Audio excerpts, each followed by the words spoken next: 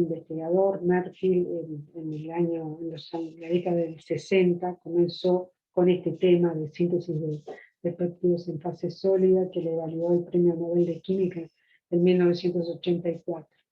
Y hoy en día, les decía, muchos de los péptidos un poco más grandes, yo que podemos trabajar en solución con un tripéptido, un tetrapéptido, pero ya péptidos más grandes se complica mucho, porque bueno, trabajar en solución, ¿no? Porque cada una de esas reacciones de formación del enlace peptídico tenemos que proteger, desproteger, tenemos que extraer el compuesto, se supone que a una fase orgánica, y bueno, y ya empieza a complicarse un poco con la polaridad de estos péptidos,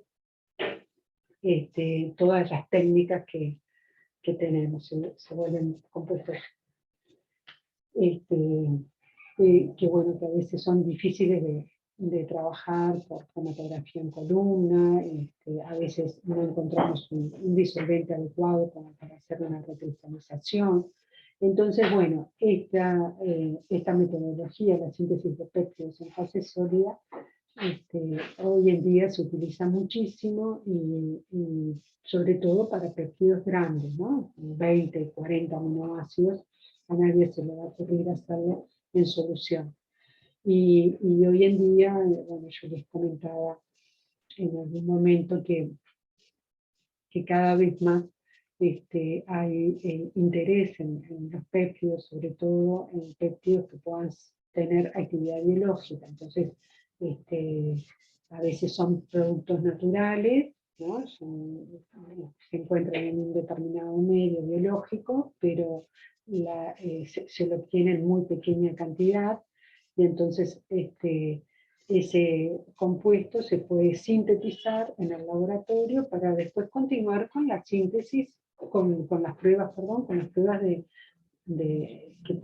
haya que hacer, si hay que hacer una prueba de evaluación biológica, de toxicidad, pruebas en animales, si ya se tienen buenas características o lo que sea. Entonces siempre la síntesis orgánica de los compuestos va a ayudar, digamos, en este proceso de pasar de una pequeña cantidad del compuesto a tener una mayor cantidad para poder realizar las pruebas que sean necesarias.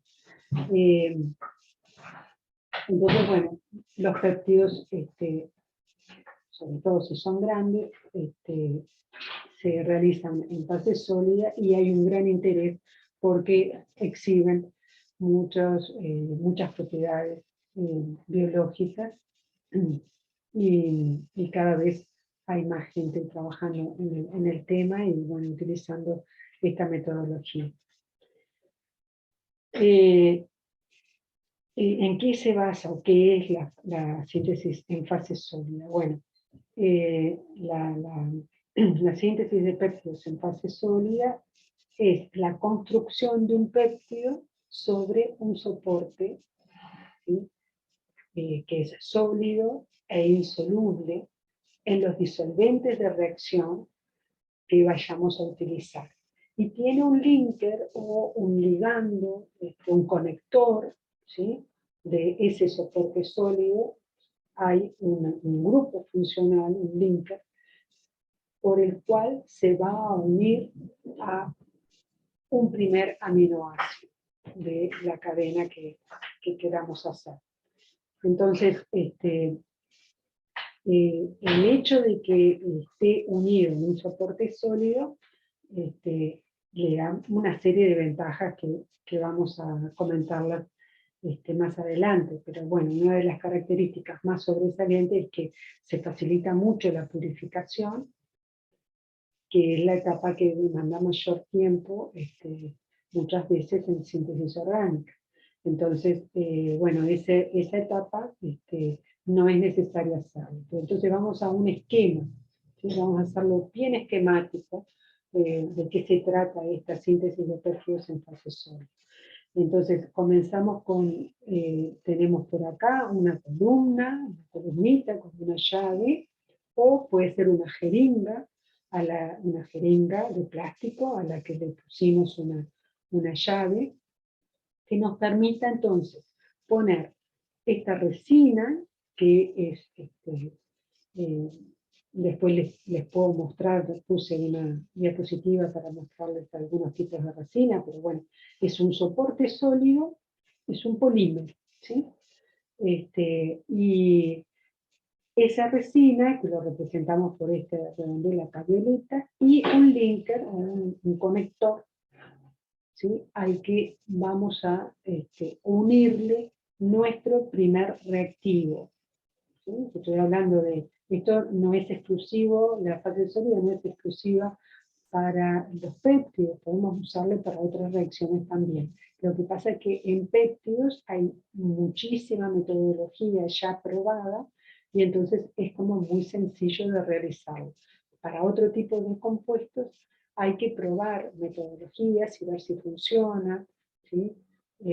Probar la resina, hay muchos tipos de resina. Entonces, bueno, pero para péptidos tenemos muchas metodologías y hay metodologías que funcionan dándonos un rendimiento de alrededor del 95% o más del péptido que deseamos, ¿no? Y de purezas similares, 90-95%. Entonces, colocamos la resina adentro de la columna y luego agregamos el primer reactivo, ¿sí? Con un grupo funcional determinado allí que permite que ese primer reactivo quede unido a la resina. Entonces, si yo agrego, quedó unido allí, yo le agrego por acá disolventes, por ejemplo, voy a lavar, ¿sí? Todos los excesos de reactivos, muchas veces se utiliza exceso de reactivo, y voy a abrir la llave y voy a dejar caer, ¿sí? Acá yo tengo un soporte, ¿verdad? Se llama una frita allí, que no me permite que salga el compuesto que es insoluble. Recordemos que la resina es insoluble, ¿sí? Ese soporte polimérico es insoluble en los disolventes que yo voy a utilizar. Entonces, el compuesto me queda unido a la resina y luego agrego otro reactivo que yo quiero que reaccione con el amarillo, ahora es un rojo. Hacemos todas las reacciones que queramos y entonces supongamos que es solamente una con este reactivo rojo, entonces nos va a quedar unido el reactivo rojo al reactivo amarillo, que estaba unido a su vez a la resina. Y también me va a quedar, porque lo puse en exceso al reactivo rojo, me va a quedar reactivo rojo sin reaccionar.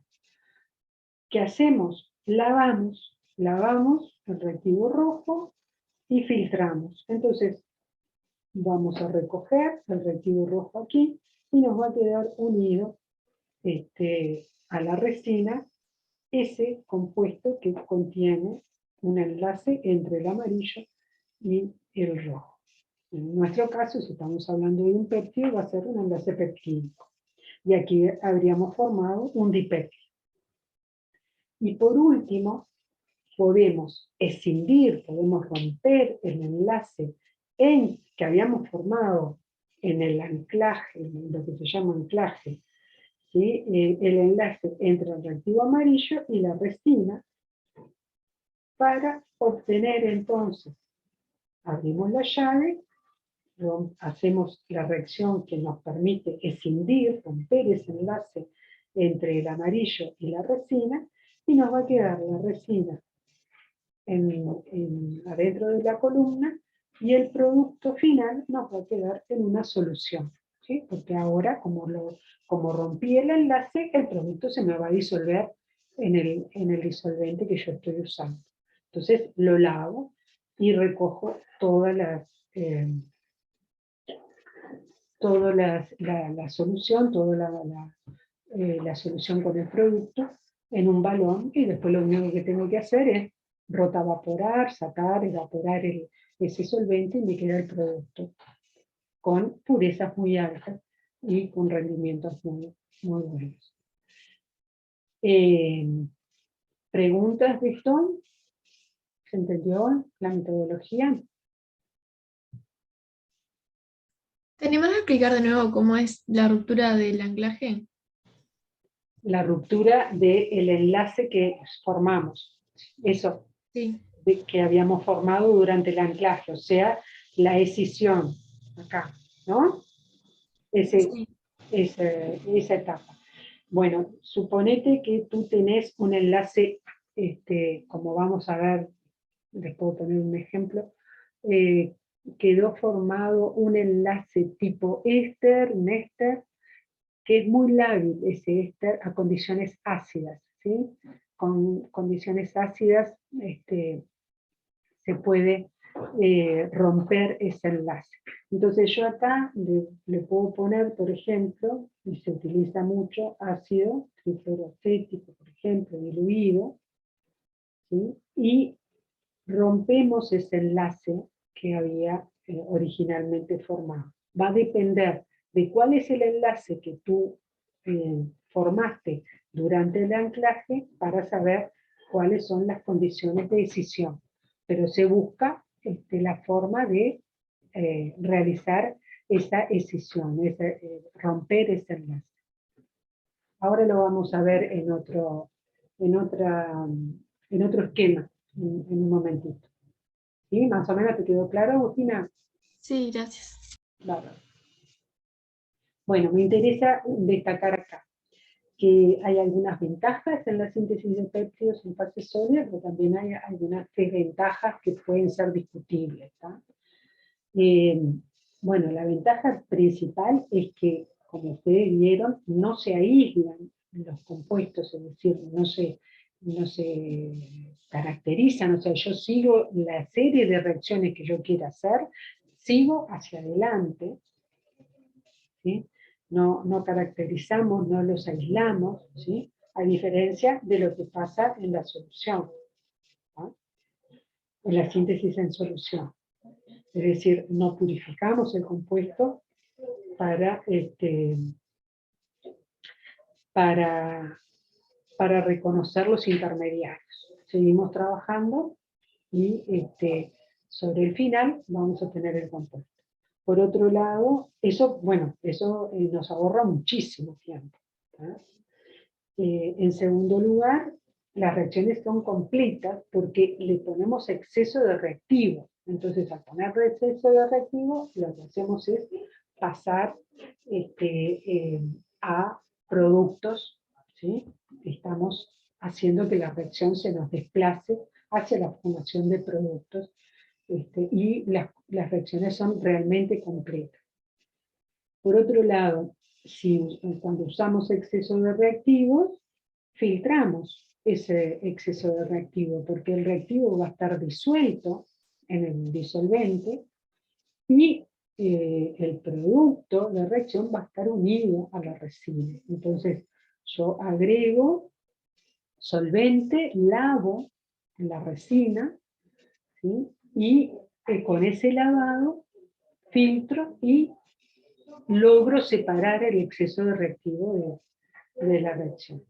Bueno, por supuesto que con todo esto tiene la ventaja enorme de que es un proceso rápido y sencillo, bastante sencillo. Y puede ser un proceso automatizado, ¿sí? Hay equipos que realizan la síntesis de péptidos, sobre todo cuando son péptidos grandes. Ustedes le colocan la secuencia que quieran hacer, ¿sí? Y el equipo realiza la síntesis en fase sólida. Como desventajas, bueno, hay algunos que hablan acerca de que no es un proceso demasiado económico porque se utilizan grandes volúmenes de disolventes buenos, ¿sí? En general si hacemos péptidos usamos solventes PPA, puros para análisis. Usamos exceso de reactivos, entonces, bueno, es discutible. El tema es que los rendimientos son tan buenos, la cantidad de tiempo que tengo que utilizar de un investigador, un técnico, quien sea que va a realizar esa síntesis, ¿sí? es tan poco comparado con la síntesis de solución que también tenemos que pensar en que capaz que se gana y no se pierde. Es decir, que puede resultar económico la fase sólida comparando el tiempo que uno tiene que utilizar y las purificaciones que hay que hacer en solución, ¿no? Y bueno, y después se discute que al utilizar exceso de reactivos y de solventes, bueno, también está un poco comprometido lo que tiene que ver con la química verde. Hay autores que dicen que es un proceso más verde que la síntesis en solución. Y hay otros que dicen que al utilizar exceso de reactivos y de solventes no estaríamos hablando de un proceso muy verde.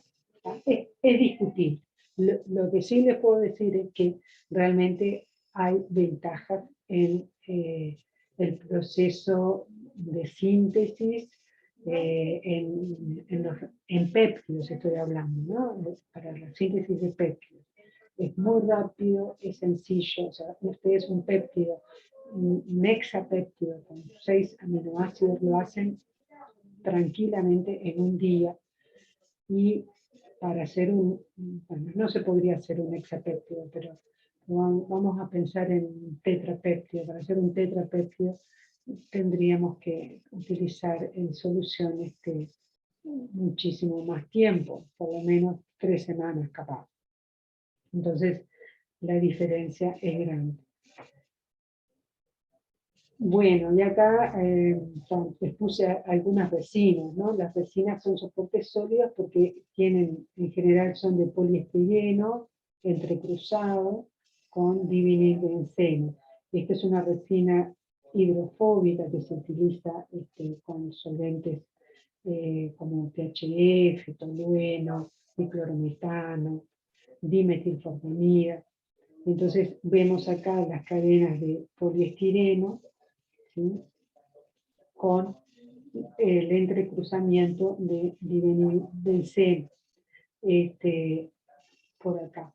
Entonces, eso, y además, bueno, un linker, ¿sí? Por el cual se va a unir el primer aminoácido, por ejemplo. Y después existen otras resinas que son hidrofílicas, que a veces podemos usar solventes hidrofílicos, metanol, agua, acetonitrilo, pero si nos interesa utilizar otros disolventes más apolares, también nos permite en muchos casos usarlo, depende de la resina. Pero bueno, las resinas hidrofílicas tienen polietilenglicol. En general, esta resina pega es acrilamida y polietilenglicol, que les da características hidrofílicas, ¿no? Bueno, pero lo importante, estos soportes son sólidos, ¿sí? Son polímeros sólidos que no se disuelven en los solventes que estamos utilizando. Bueno, y acá está para darles un ejemplo un poquito más relacionado con péptidos, ¿sí? Les puse una resina típica que se utiliza y que da excelentes resultados, como la resina de cloruro de 2-clorotriptil. Es decir, el linker es esto, ¿sí? El linker es eso. Va a reaccionar por acá, ¿sí? El OH del aminoácido, ¿sí? El grupo ácido libre va a atacar a ese carbono y se va a perder cloruro. Entonces nos va a quedar acá, si tienen el esquema me di cuenta que faltaba el oxígeno, así que queda un éster, ¿sí? Vamos al inicio.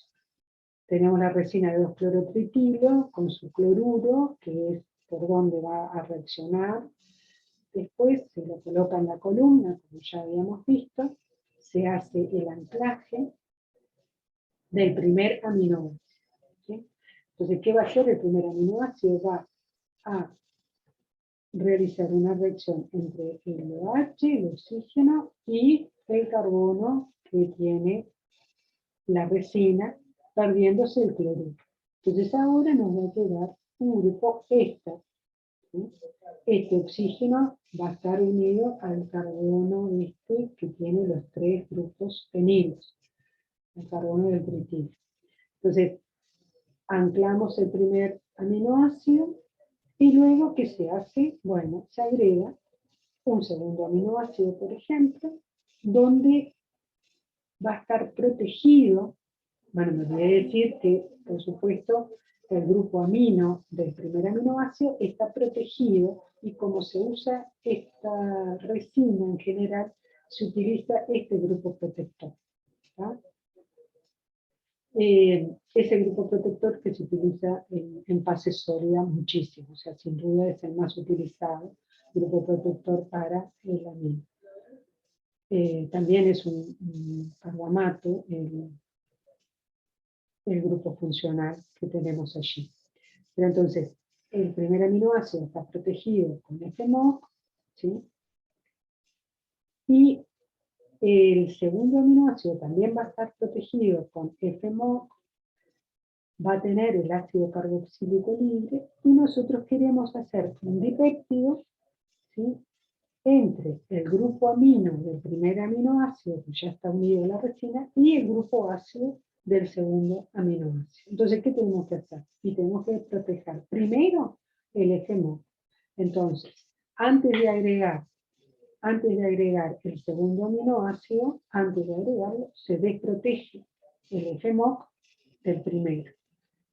Se activa, ¿sí? Con un agente acoplante, el segundo, mejor dicho, el ácido carboxílico del segundo aminoácido se activa y entonces se forma el dipéptido que va a estar unido a la resina, ¿sí? Entre el grupo amino del primer aminoácido y el grupo carboxilo del segundo aminoácido.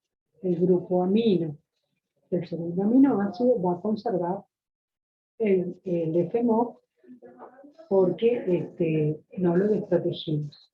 Y después, bueno, se hace la desprotección del FMOC y se hace lo que se llama la escisión o el clivado con, como usamos esta resina, los clorotritilo, se hace con 1% de TFA en diclorometano.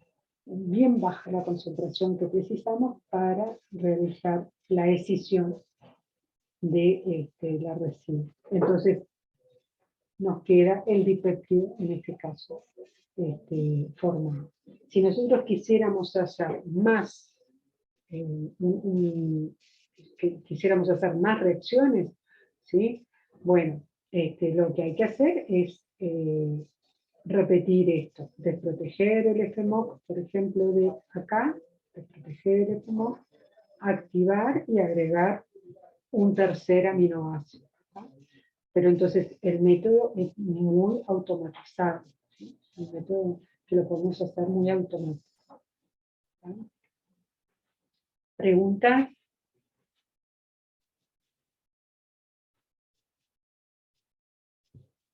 ¿No? Bien, entonces vamos a rápidamente, me interesa comentarles algunas cosas de los ciclopéptidos. Los ciclopéptidos son un grupo de péptidos que, bueno, como su nombre lo indica, forman un ciclo. ¿Tá? Entonces, hay muchos ciclopéptidos muy interesantes que se estudian actualmente en la naturaleza, de síntesis, en fármacos y distintos tipos de compuestos que se ciclan y entonces puede ser formarse un ciclo entre este grupo amino, el extremo N terminal del dipéptido y el extremo C terminal del péptido, perdón. El extremo N terminal del péptido, el extremo C terminal del péptido, que entonces se forma este compuesto, que le decimos que está ciclado de manera de ser cabeza, cola. ¿Sí? Cabeza, cola. Y también puede pasar de que, bueno, en este grupo R2 haya algún grupo funcional que me permite realizar un enlace, por ejemplo, si fuera un éster, este enlace fuera, si R2 tuviera un oxígeno, entonces yo qué sé, si tuviéramos una serina, por ejemplo, ¿no? Tuviera 1H ahí, de la serina, SR2, entonces podríamos formar este ciclo que va a ser cabeza, cadena lateral. ¿Sí? Y en este caso podemos pensar que el grupo amino puede formar algún enlace con algún grupo funcional de alguna cadena que tenga allí. Entonces este ciclo va a estar ciclado de manera de que sea cadena lateral a cola, que sería el amino. Y a veces existen ciclopéptidos que lo que tienen es un ciclo por reacciones entre las cadenas laterales. Eso es típico, por ejemplo, en los puentes disulfuros. ¿Sí? Si yo tengo, yo que sé, un péptido que sea ala, cis, treonina,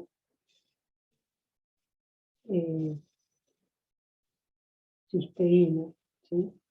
Yo sé que esto tiene un SH libre y esto también tiene un SH libre.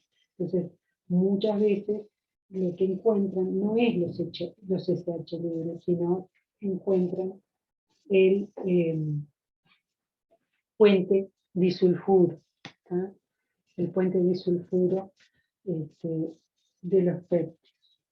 ¿Ah? Esto sería un azufre, esto no iría, ¿no? Entonces, también es un ciclo, ¿no? Es un ciclo distinto a si el ciclo se forma por la formación de un enlace peptídico o un enlace amida, como en este caso. Esto sería por formación de un puente disulfuro.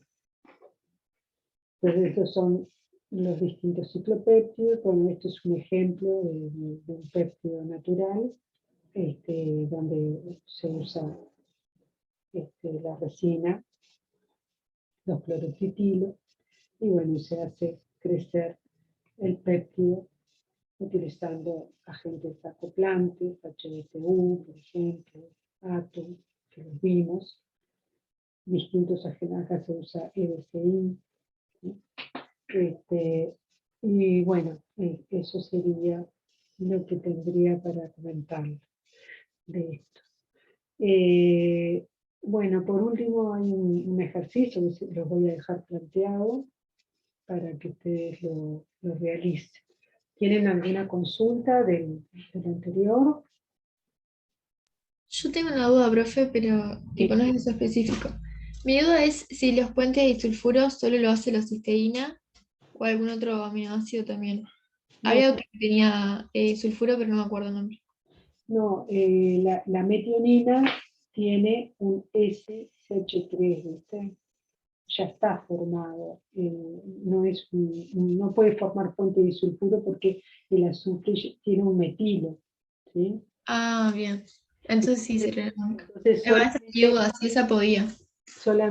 solamente a través de la cisteína. Bien, gracias. De nada. ¿Alguna otra consulta? Si no, comentamos brevemente acá.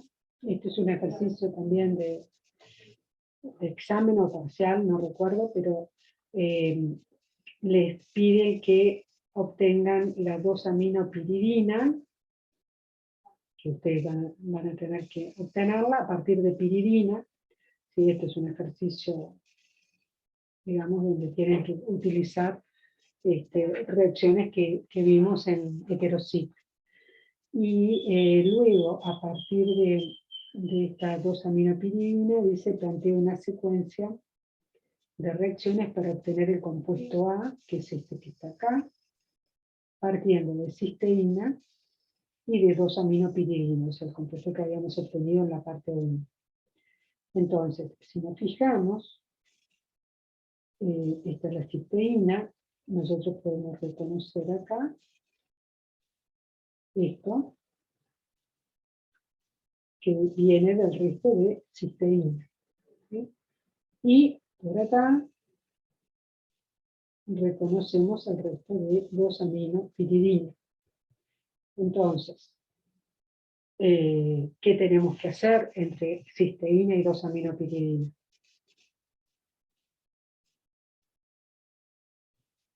¿Qué tendríamos que hacer? Priorizar. No, yo parto de 2-aminopiridina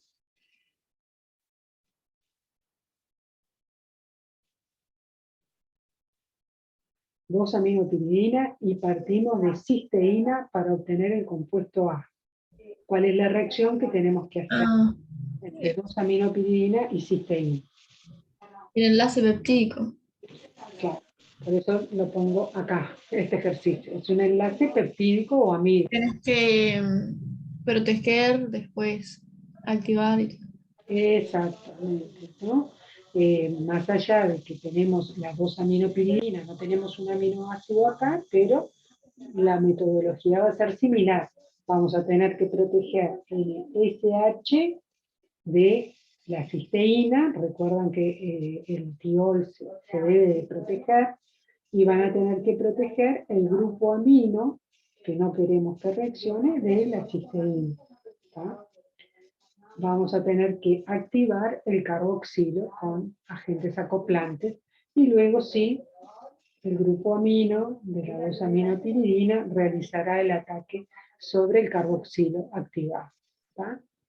Brevemente, como para que lo puedan comenzar y hacerlo sin problemas. ¿Tá? ¿Alguna pregunta?